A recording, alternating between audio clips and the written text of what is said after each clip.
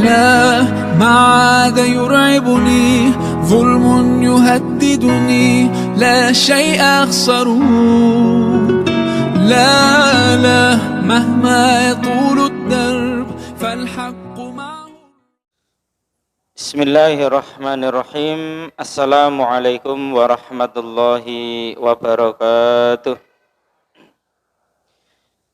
Alhamdulillah alladzi arsala rasulahu bil huda wa dinil haq liyudhhirahu 'ala dini kullih wa kafa billahi syahida. Asyhadu an la ilaha illallah wahdahu la syarikalah wa asyhadu anna Muhammadan abduhu wa rasuluh la nabiyya wa la rasula ba'da. Allahumma salli ala Muhammadin an-nabiyil ummi wa azwajihi ummahatil mu'minin wa dzurriyyatihi wa ahli baitihi kama sallaita ala Ibrahim wa ala ali Ibrahim innaka Hamidum Majid. Qala Allah Ta'ala fil Qur'anil Karim, a'udzu billahi minasy syaithanir rajim. Bismillahirrahmanirrahim. Ya ayyuhalladzina amanu taqullaha wa qulu qawlan sadida yuslih lakum a'malakum wa yaghfir lakum dzunubakum wa may yuti'illaha wa rasulahu faqad faza fawzan 'azima. Amma ba'd, fa inna astaqal hadithi kitabullah wa khairal hadyi hadyu Muhammadin sallallahu alaihi wasallam wa syarrul umuri muhdatsatuha wa kullu muhdatsatin bid'ah wa kullu bid'atin dhalalah wa kullu dhalalatin finnar. Bapak, Ibu, dan saudara-saudara jamaah Majelis Ta'lim yang dirahmati Allah, syukur alhamdulillah pada kesempatan malam hari ini atas izin Allah, atas ridha Allah, kita bisa menunaikan sholat maghrib di awal waktu dalam keadaan berjamaah di masjid, yang kita lanjutkan dengan tolabul ilmi wa tafaqquh fiddin. Semoga ini termasuk amal soleh yang diterima oleh Allah dan menjadi salah satu penyebab kita dimasukkan ke dalam surganya Allah. Allahumma amin. Salawat serta salam semoga tercurah kepada Rasulullah Sallallahu Alaihi Wasallam yang telah menunjukkan umatnya ke arah jalan kebaikan dan kebenaran dengan risalahnya Ad-Dinul Islam As-Siratal Mustaqim, yang kita yakini benar sebagai satu-satunya agama yang baik, satu-satunya agama yang benar, satu-satunya agama yang diterima oleh Allah, dan satu-satunya agama yang diturunkan oleh Allah untuk seluruh para nabi dan seluruh para rasul. Semoga kita hidup dalam kondisi Islam dan semoga kita diwafatkan oleh Allah juga dalam kondisi Islam. Itulah orang-orang yang menetapi wasiat Allah, wala tamutunna illa wa antum muslimun, dan janganlah kalian mati kecuali dalam keadaan beragama Islam. Bapak Ibu yang dirahmati Allah, sebagai kelanjutan kajian kitab Al-Iman yang ditulis oleh Syekh Abdul Majid Az-Zindani, pada halaman ke-49 ini yang menjadi bahasannya adalah alamatus saati, yakni tanda-tanda hari kiamat. Yang bahasan ini merupakan perluasan dari bukti-bukti kebenaran Rasulullah Shallallahu Alaihi Wasallam. Kalau di pertemuan-pertemuan yang lalu, di antara bukti-bukti kebenaran Muhammad itu adalah nabi dan utusan Allah, dikaitkan dengan kemujizatan Al-Quran. Bahkan ada mukjizat sign dalam Al-Quran, yang itu semuanya di antara hikmah dan orientasinya adalah kebenaran tentang bahwasanya Muhammad itu penutup para nabi dan para rasul, bahwasanya Muhammad Shallallahu Alaihi Wasallam merupakan nabi dan rasul yang diutus oleh Allah untuk sebagai penutup para nabi dan para rasul, dan juga sebagai takkid dan tatmim, penguat dan penyempurna dari risalah-risalah sebelumnya. Lah, selain kemujizatan Al-Quran yang di situ menguatkan tentang kebenaran Muhammad utusan Allah, adalah adanya alamatus sa'ah, adanya tanda-tanda hari kiamat. Pertama kali di dalam kitab ini dikutipkan Quran surat Al-Jin ayat 26 sampai 27. Qala ta'ala alimul ghaibi fala yudhiru ala ghaibihi ahada.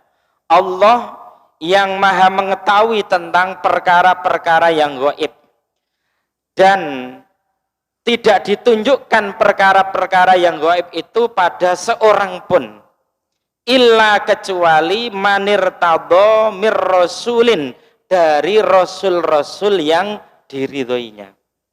Ternyata di antara perkara-perkara gaib itu yang secara khusus kemudian diberitakan oleh Allah kepada para nabi dan para rasul, yang secara khusus Nabi Muhammad SAW adalah tentang hari kiamat. Memang untuk hari kiamat kapan terjadinya itu tidak ada yang diberitahu, karena itu salah satu dari perkara-perkara gaib yang Allah saja yang mengetahuinya secara pasti. Nabi kita hanya diberitahu harinya dan juga tanda-tandanya. Hari kiamat itu pasti terjadi, kiamat itu pasti terjadi hari Jumat, ya, sebagaimana sabda Rasulullah Shallallahu Alaihi Wasallam, khairu yaumin tola'at alai syamsu yaumul jum'ah fihi khuliqa Adam wa fihi udkhilal jannah wa fihi ukhrija minha wa la taqumus sa'ah illa fi yaumil jum'ah. Ya, sebaik-baik hari adalah hari Jumat. Di hari Jumat itu Nabi Adam diciptakan oleh Allah. Di hari Jumat Nabi Adam dimasukkan ke dalam surga. Di hari Jumat Nabi Adam dikeluarkan dari surga untuk menjadi khalifah di muka bumi, dan kiamat tidak terjadi kecuali di hari Jumat. Nabi diberitahu kiamat itu terjadi di hari Jumat, tapi Jumat kapan, tahun berapa, lah ini Nabi tidak diberitahu, ya, tidak diberitahu. Jangankan Nabi, malaikat-malaikat yang dekat dengan Allah juga tidak satu pun yang diberitahu oleh Allah. Jangankan secara umum malaikat, ada malaikat yang disebut dengan malaikat Israfil, yang sejak diciptakan, kemudian sangkakala itu setelah itu juga diciptakan, dan juga sangkakala itu juga telah diletakkan di depan mulutnya, yang kepala dari malaikat Israfil itu senantiasa mendongak ke langit.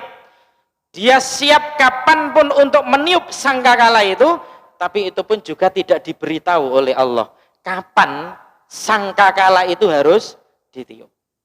Sehingga untuk masalah kiamat ini kapan terjadinya, Nabi Muhammad hanya diberitahu di hari Jumat, tapi tahun berapa tidak ada yang tahu. Nabi tidak tahu, malaikat juga tidak tahu, bahkan malaikat Israfil juga tidak tahu.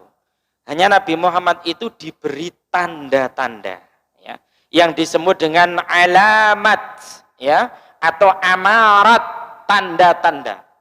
Nah, untuk tanda-tanda hari kiamat ini, Bapak Ibu yang dirahmati Allah, untuk jumlahnya memang para ulama berbeda-beda pendapat, khususnya jumlah tanda-tanda yang kecil yang disebut dengan alamatus sughra. Nek kita mengutip kitabnya Syekh Yusuf bin Abdillah Yusuf Al-Wabil yang berjudul Asratus Sa'ah, yang sudah ada terjemahannya ke dalam bahasa Indonesia, kiamat telah dekat. Kalau Syekh Yusuf bin Abdillah Yusuf Al-Wabil itu menulis di dalam kitabnya tanda-tanda hari kiamat yang kecil itu ada 95 tanda, ya, 95 tanda. Sedangkan ulama-ulama yang lain ada yang menyebut sampai 105 tanda untuk tanda-tanda kecil. Tapi kalau tanda-tanda besar, rata-rata ulama itu ijma, sepakat. Tanda-tanda besar itu ada 10 nantinya, ya. Nanti kita akan tayangkan. Sebelum itu kita lanjutkan sedikit dari maksud penulis ini, kenapa tanda-tanda hari kiamat itu termasuk salah satu dari penguat kebenaran Muhammadur Rasulullah. Wa ikhbaru Muhammadin sallallahu alaihi wasallam bi ghaibi alamatis sa'ah allati lam tudhiru amaratuha illa fi zamanina. Sedangkan berita-berita yang disampaikan oleh Muhammad sallallahu alaihi wasallam, yang berita-berita ini termasuk berita gaib tentang tanda-tanda hari kiamat, yang itu tidak terjadi kecuali di zaman kita. Yushhidu lahu bisidqir risalah. Semua ini menguatkan tentang kebenaran risalah Nabi Muhammad sallallahu alaihi wasallam. Kama yushhidu bi annas sa'ah haqqun, sebagaimana disebutkan bahwasannya kiamat itu sesuatu yang benar. Wa annaha qad asbahat qaribah, dan bahwasannya kiamat itu juga betul-betul telah dekat. Nah, jadi di antara maksud penulis ini sampai mengutipkan alamatus sa'ah, tanda-tanda hari kiamat itu termasuk di antara kebenaran risalah Nabi Muhammad SAW, karena di zaman Nabi belum terjadi, bahkan di zaman sahabat juga belum terjadi, tapi terjadi di mana di saat kita hidup di zaman sekarang ini. Maka ini yang disebut dengan apa yang disebut dengan apa itu namanya bisa apa itu busro, maaf bukan busro. Orang lain menyebutkan prediksi, ya, tapi kita tidak setuju kalau ini disebut prediksi, karena prediksi itu artinya ramalan atau perkiraan, sedangkan ramalan atau perkiraan itu bisa benar bisa salah. Kata-kata yang tepat adalah nubuah, ya, nubuat, ya, nubuat Rasulullah Shallallahu Alaihi Wasallam, ya, di mana Nabi tidak pernah menyaksikan, sahabat tidak pernah menyaksikan, namun kita saksikan di zaman kita ini. Nah, di dalam kitab ini dikutip kurang lebih ada 10, ya. Ini kita sampaikan dulu kurang lebih 5, ya. Alamatus sa'ah, ya, tanda-tanda hari kiamat, yang ini menunjukkan tentang kebenaran Nabi Muhammad SAW sebagai utusan Allah. Yang pertama, al-ula umurun azimatun lam takhtur ala bali ahadim min qabl. Munculnya perkara-perkara besar, ya, yang belum pernah terpikirkan sebelumnya. Perkara-perkara besar yang belum pernah terpikirkan sebelumnya. Nanti insya Allah akan kita urai, ya. Yang kedua, al-hufatul uratu ru'atul ghanami wa tatawaluhum fil bina. Al-hufatul uratu, ya, adanya manusia yang bertelanjang dada, yang mereka itu juga tidak bersandal, ya. Ru'atul ghanam, mereka adalah para pengembala kambing, namun dia berlomba-lomba mendirikan bangunan yang tinggi. Jadi ada satu kelompok manusia, bahkan mungkin bisa jadi satu atau dua atau beberapa negara yang kemudian awalnya itu terkenal orang-orang yang miskin, tidak diperhitungkan, ya, termarginalkan, terpinggirkan, yang mereka itu rata-rata tidak bersandal, bertelanjang dada, kebanyakan itu adalah pengembala kambing, tiba-tiba itu kaya raya, dan kemudian mereka berlomba-lomba mendirikan bangunan yang tinggi. Mohon maaf, ini kalau kita kutip dari berbagai macam mufassir yang terbaru, kontemporer, ya. Di antara hadis yang menyebutkan tentang kaitannya ini ada yang menafsirkan yakni kehidupan bangsa Arab. Kehidupan bangsa Arab yang meliputi ya Saudi, yang meliputi Bahrain, yang meliputi Dubai dan negeri-negeri Arab yang lainnya. Yang menurut para ahli, mereka dulu itu adalah orang-orang yang miskin. Tidak begitu diperhitungkan dalam nafas peradaban manusia, ya. Namun semenjak yang namanya minyak bumi itu diketemukan, ya, di wilayah tersebut, negeri-negeri Arab saat ini menjadi negeri petrodolar, ya. Bapak Ibu yang mungkin sudah pernah ke sana bisa melihat itu, bagaimana bangunan rumah-rumah yang tinggi, villa-villa yang tinggi, hotel-hotel yang tinggi, ya. Bahkan ternyata menara yang paling tertinggi sedunia bukan berada di Amerika, bukan berada di Jepang, bukan berada di Inggris, tapi di Dubai, ya. Bahkan sekarang putranya Raja Salman ini malah merencanakan akan bikin menara tertinggi sedunia yang akan mengalahkan Dubai, berapa kilometer gitu tingginya, ya. Nah, ini ada yang merujukkan tafsirannya ke sana, Pak.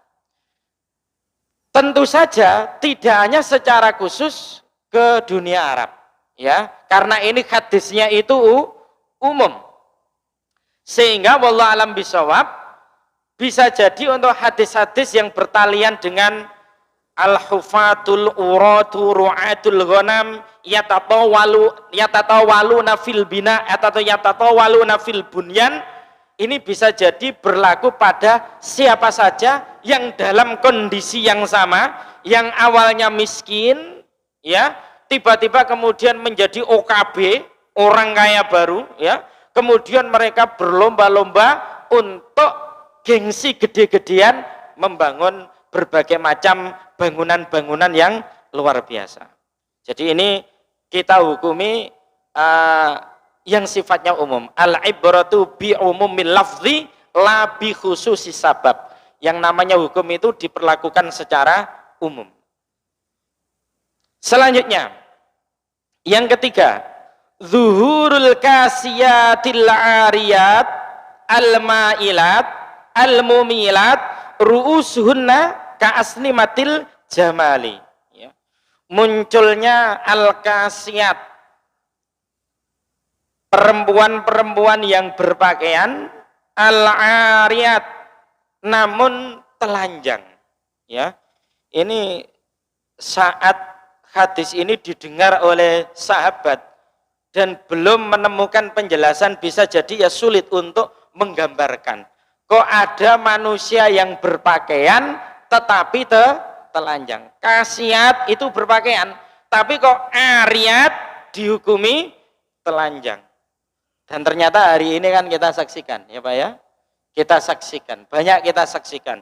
Banyak perempuan yang berpakaian tapi telanjang. Dia berpakaian menutup tubuh, tapi hanya membalut sifatnya itu. Pakaiannya itu ketat, ya, ketat, sehingga membentuk lekuk-lekuk tubuh. Akhirnya deng procot gak karuan, atau deng perentol gak karuan, apa ya? Ini kan kasiat, ariyat, berpakaian tapi telanjang. Ada yang hanya sekedar ingat atasan tapi lupa bawahan, ya. Ya, pakaian atas itu lengkap begitu ya, tapi bawahnya itu terbuka. Ya. Bahkan ada yang kemudian tengahnya itu juga terbuka pisan. Ini kan kasiat ariat. Dia berpakaian tetapi telanjang. Ya. Yang transparan, membentuk lengkuk tubuh, tembus pandang. Ini penafsiran dari kasiat ariat, berpakaian tapi telanjang. Bisa jadi dia berbusana nasional tetapi tidak memakai khimar, ya. Gampangannya tidak memakai jilbab. Tidak pakai jilbab itu juga kasiat ariat, berpakaian tapi telanjang, ya, seperti itu. Bisa jadi dia berpakaian atas pakai jilbab tetapi betisnya terlihat atau kakinya terlihat. Itu masuk kasiat ariat, berpakaian tapi telanjang. Tidak cukup hanya itu, ada al-mailat, al-mumilat. Ini nih diterjemahkan bebas, perempuan-perempuan yang berlenggok-lenggok, ya, yang miring dan memiringkan. Gampangane endel. Nek melaku digawe-gawe. Ya. Kalau berjalan dibuat. Apalagi misalnya dia berjalan di depan laki-laki sengaja untuk menggoda laki-laki. Ini masuk al-mailat, al-mumilat. Terjemahannya Jawa, perempuan sing kemenyek dan endel. Nek terjemahannya Jawa itu begitu, al-mailat, al-mailat. Senengane memiring-miringkan, menyondong-nyondongkan, yang itu menggoda dan menyesatkan laki-laki yang lain. Ru'usun ka'asnimatil jimal, yang kepala mereka seperti punuknya unta, ya. Kepalanya pun dipermak macam-macam, ya. Dia berjilbab tapi ono bu modelnya apa ngono, ya. Nah, ada yang begitu juga, ya. Apalagi yang misalnya tanpa jilbab kemudian dipermak macam-macam itu, yang itu dengan niat diantaranya untuk menjadi perhatian laki-laki yang lain. Nah, ini bahaya, Bapak Ibu. Nah, khusus ibu-ibu nun sewu ya ibu-ibu, ya. Jenengan itu sebenarnya bersolek, pakai bedak, pakai lipstik, ya. Itu tidak dilarang ketika jenengan berada di dalam kamar bersama suami panjenengan. Nah, itu. Nah, misalnya jenengan keluar dari rumah, tampillah biasa saja, gak wedaan gak apa-apa, gak bengesan gak apa-apa. Apa mana misalnya jenengan itu nek ngikuti pengajian, ndak usah dandan menor-menor, nggak usah wedaan meluk-meluk, terus bengesan meluk-meluk, nggak ada yang goda ustadz. Karena ustadz itu juga manusia. Saman goda ustadz dosane loro kira-kira, ya. Nah, makanya tampil yang biasa-biasa saja, ya. Kadang perempuan sekarang kan terbalik-balik gitu Pak, ya, terbalik-balik. Nek wayai bu, wayai arisan, wayai pengajian itu dandannya itu luar biasa. Nek ibu-ibu di sini nggak seperti itu. Yang saya ceritakan ibu-ibu yang jauh-jauh ini, ya. Nah, yang di sini sudah solihah semuanya, insya Allah, ya. Yang saya ceritakan ini jauh-jauh. Jadi nek dandan itu ketika keluar ke rumah itu mau arisan, mau naudzubillah reunian atau yang apa itu namanya pengajian, barang itu wala dandannya luar biasa, berjam-jam dan menor, ya. Tapi ketika di rumah bersama suaminya ndak begitu. Ini kan akhirnya nanti suaminya itu akhirnya rumput tetangga lebih hijau daripada rumput sendiri. Akhirnya begitu akhirnya, ya. Sehingga ini harus dirubah mindsetnya. Dandannya perempuan itu mestinya di rumah bersama suaminya. Nek keluar itu sewajarnya saja, ya. Wala tabarrujal jahiliyatil ula, ya, enggak boleh istilahnya itu tabarruj, ya, tabarruj. Bapak Ibu yang dirahmati Allah, ancaman untuk yang ketiga ini ngeri Bapak Ibu. Ngerinya itu apa? Ngerinya itu perempuan yang model seperti ini, berpakaian tapi telanjang, senengannya mumilat, melenggak-lenggokkan ketika berjalan untuk dibuat-buat itu, kepalanya juga dipermak macam-macam itu. perempuan-perempuan seperti ini tidak masuk surga dan tidak mencium bau surga. Padahal bau surga itu bisa tercium dalam satu riwayat sejarah 500 tahun perjalanan manusia. Nah, termasuk ketika kita, Bapak Ibu jadi suami, kok membiarkan istri kita prejengane kayak ngono iku. Ya, misalnya ya, nek keluar tuh dan menor sampai siapapun yang melihat itu kelepek-kelepek misalnya ya. Sampai minyak wanginya juga bel gitu ya. Nah, kita suami kok enggak menasihati, kita juga nanti dapat dosa. Kita juga dapat dosa. Jangan-jangan nanti kita naudzubillah masuk dalam kategori laki-laki dayus. Siapa laki-laki dayus? Yakni laki-laki yang membiarkan ketika keluarganya itu melakukan sebuah kemaksiatan, ia biarkan itu. Tidak ada rasa cemburu sama sekali. Maka paling tidak harus dinasihati. Nah, dinasihati, didoakan, dinasihati, didoakan. Gitu. Pemane kok modele kok naudzubillah istri kita itu kok setiap ono wong ganteng dijak selfie, dijak salaman. Wah, itu harus dinasihati betul, Pak. Dinasihati, didoakan, dinasihati, didoakan. Masuk setiap delok wong ganteng terus ngajak selfie, ngajak salaman. Wah, bahaya sekali itu. Ya, bahaya sekali, ya. Kalau dinasihati, didoakan kok gak berubah-ubah, padahal sudah cukup lama menasihatinya, sudah cukup lama untuk kemudian mendoakannya. Ojo suwe-suwe ndiingon-ingon ngono. Ganti casing saisine. Ya. Daripada nanti mempengaruhi anak kita, ya. Karena anak kita secara emosional itu lebih dekat kepada ibu daripada bapak. Daripada nanti anak kita juga naudzubillah ikut rusak. Kecuali jenengan milih model Nabi Nuh dan Nabi Lut alaihissalam. Jenengan sabar ya, jenengan nasihati ya. Berarti jenengan bersabar. Ya, milih model Nabi Nuh, Nabi Lut. No, sampai mati kok begitu, jenengan masuk surga, istri panjenengan masuk neraka. Dan nanti jenengan akan dipasangkan oleh Allah dengan wanita terbaik yang belum pernah panjenengan kira sebelumnya. Nah, seperti itu. Nek jenengan milih model begitu sanggup bersabar ya bisa. Nah, seperti itu. Wallahu a'lam bishawab. Selanjutnya untuk yang ketiga ini juga tidak berdiri sendiri. Nek kita apa itu namanya bukakan dalam riwayat yang lain itu. Bukan riwayat yang lain, maksudnya riwayat yang panjang itu ada dua golongan Bapak Ibu. Nek hadisnya itu bunyinya begini. Sinfani min ahlin nar lam arohuma. Begitu hadis sebelumnya itu. Ada dua golongan dari penghuni neraka yang aku, kata Nabi, belum pernah melihat dua golongan ini sebelumnya. Ya, yang pertama kaumun ma'ahum siyadun ka'adna bil bakor yadribu bihannas. Suatu kaum yang senantiasa membawa cemeti, yang dengan cemeti itu untuk memukuli manusia.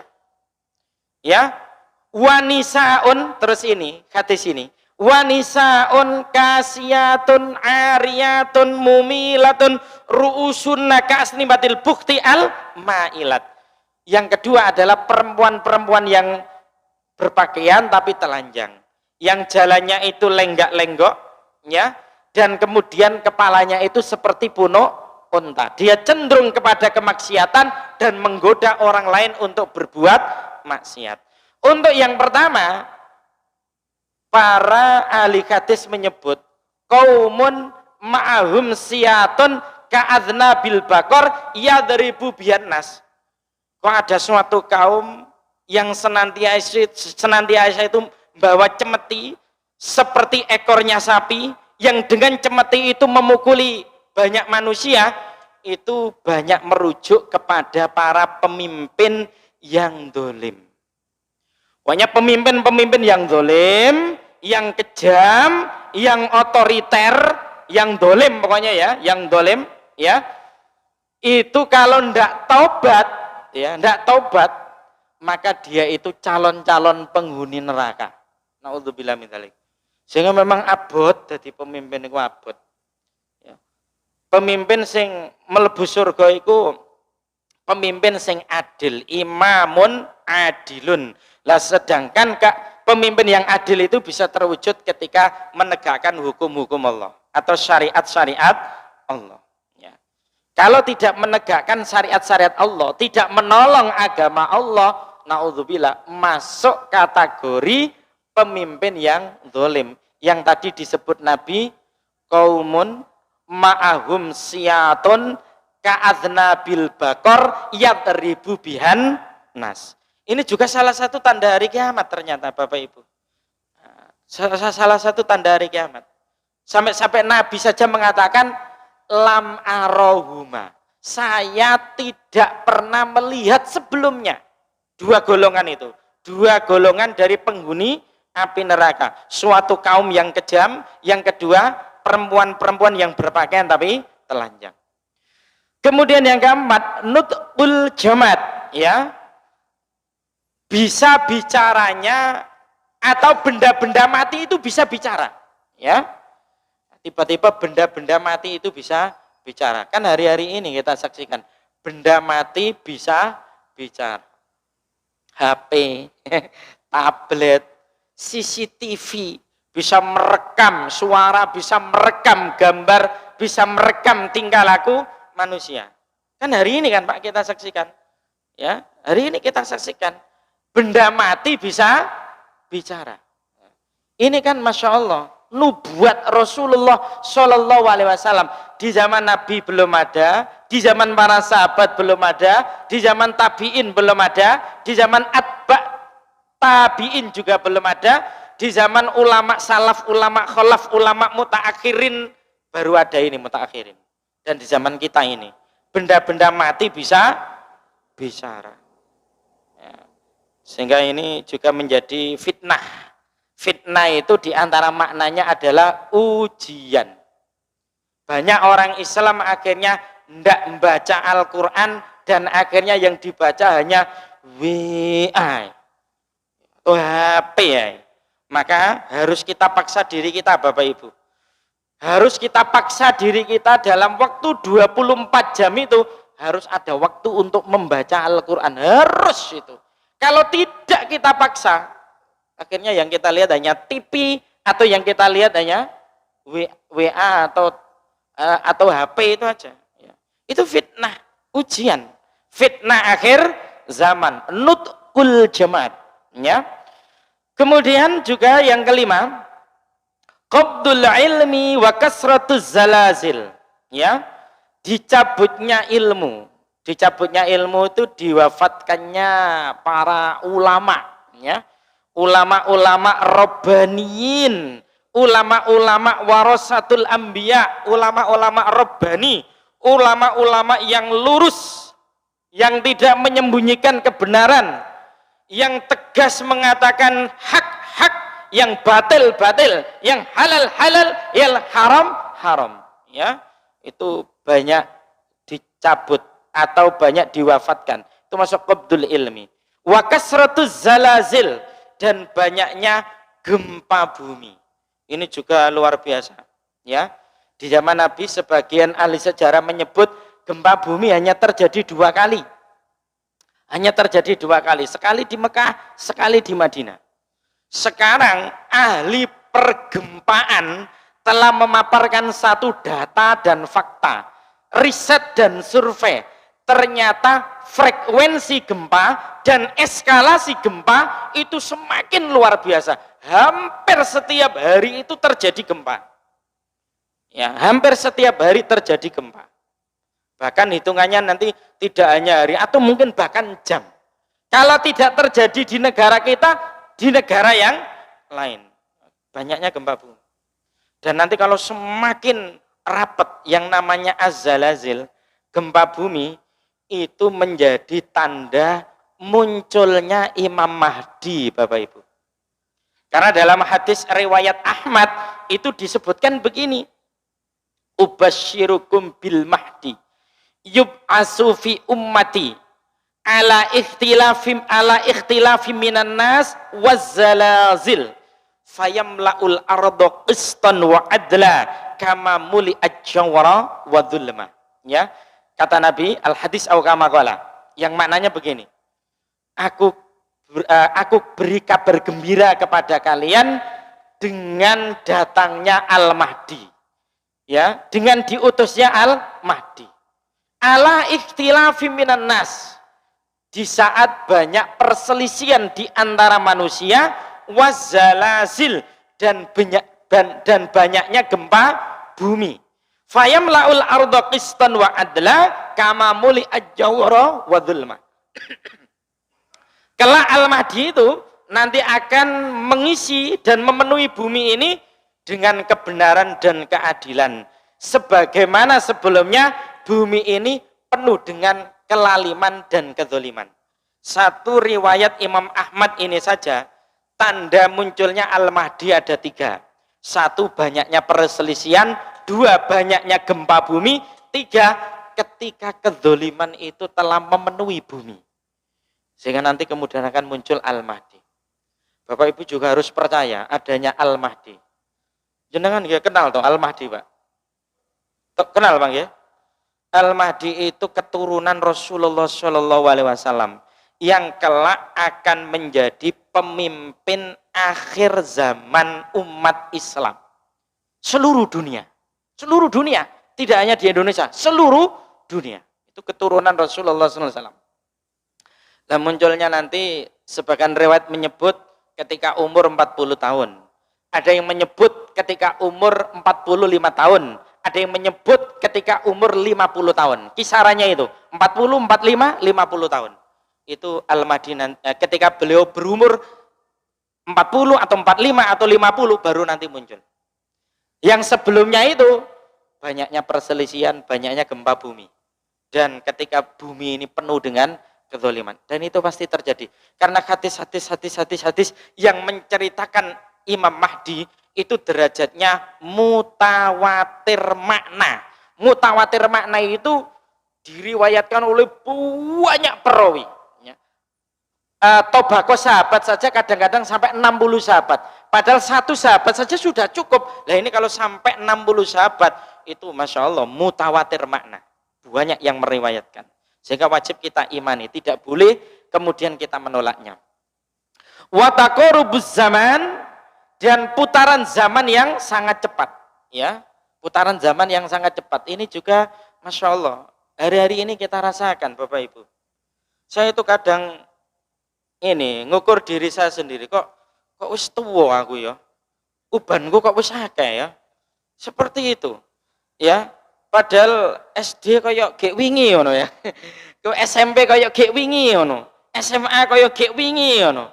Kuliah koyo gek wingi ngono, kok wis di anak, di bojo wis di anak 6 banget ya. Cepet gitu loh, Pak, ya. Sampeyan ya merasakan gitu, Pak ya. Kok cepet ngono, Pak ya. Padahal SMA koyo wingi ngono ya. Koyo cepet sekali ini yang namanya putaran zaman ini ya. Putaran zaman ini. Maka di sini wataqarubuz zaman, dan ada hadisnya. Jadi semakin cepat itu zaman itu berputar. Kelak ketika tanda-tanda besar hari kiamat itu muncul, sudah muncul semua, itu juga gak langsung kiamat, Pak.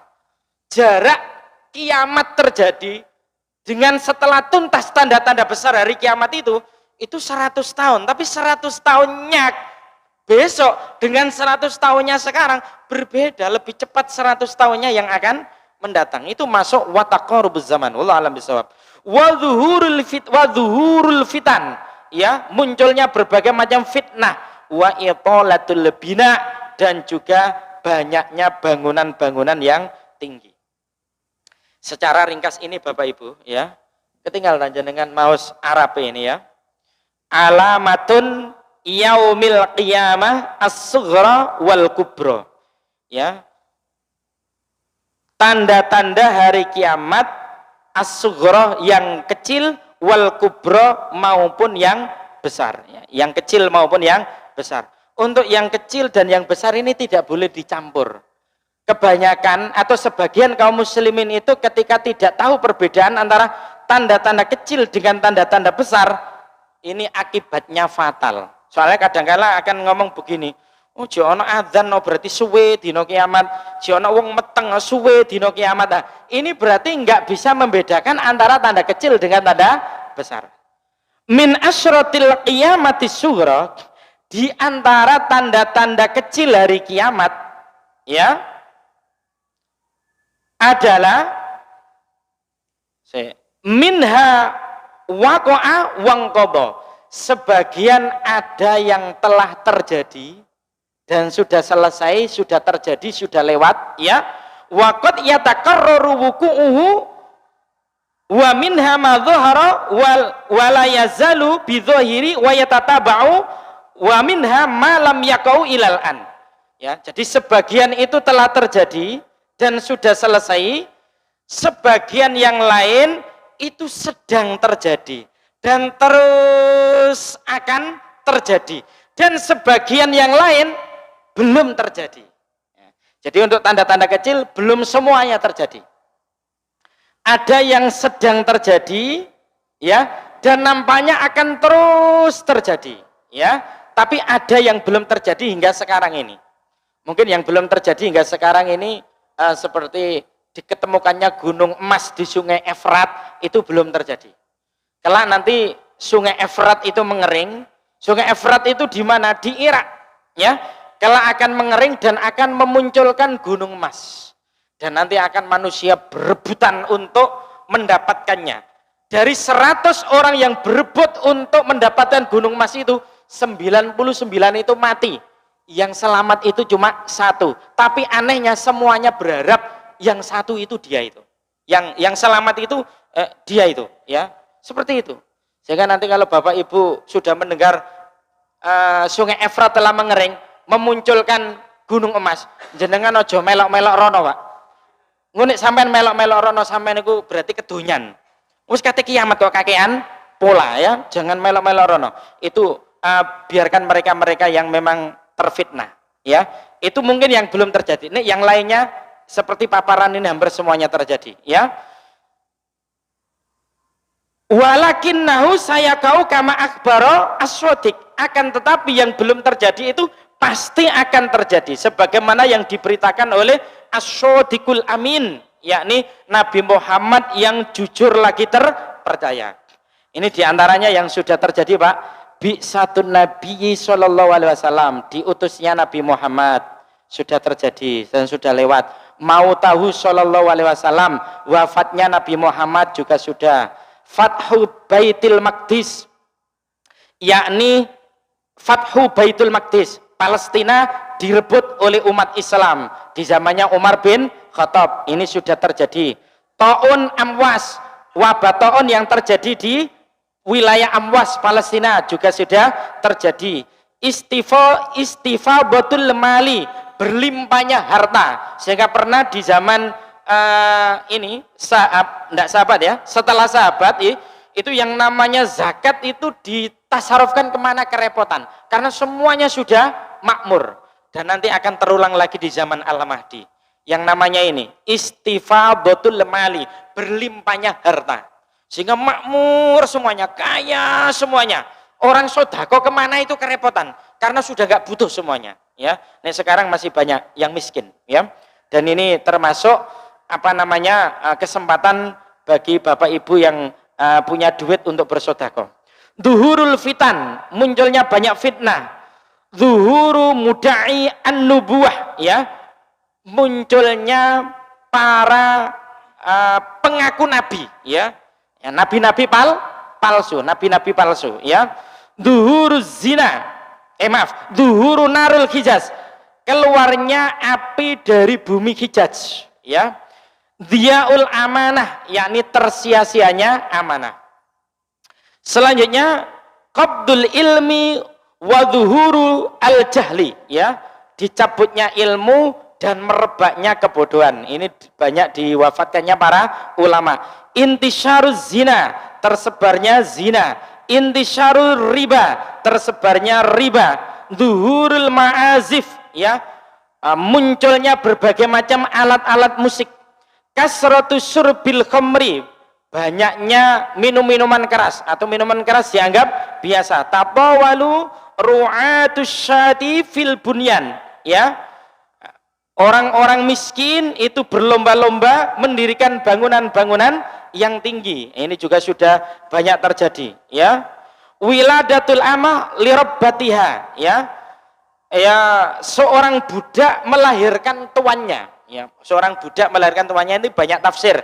Ada yang menafsirkan banyaknya anak yang durhaka kepada kedua orang tua, ada juga yang menafsirkan begitu, ada juga kelak ketika Islam itu berkuasa, kemudian akhirnya itu mempunyai banyak ghanimah diantaranya itu perempuan itu bisa dijadikan budak, kemudian digauli, akhirnya melahirkan, yang dilahirkan itu menjadi tuannya budak tersebut, ya.